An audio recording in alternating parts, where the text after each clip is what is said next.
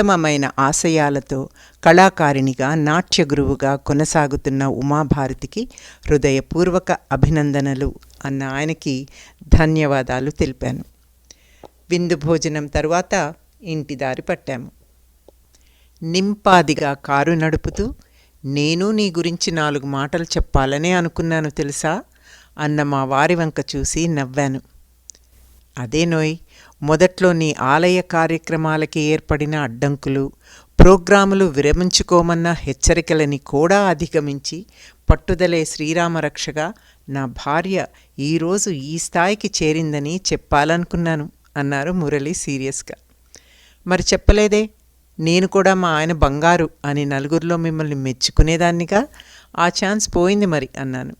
పర్వాలేదులే, అందుకు బదులుగా రేపు డబుల్ కా మీఠా చేసి పెట్టు, సరిపోతుంది అన్నారు ఆయన.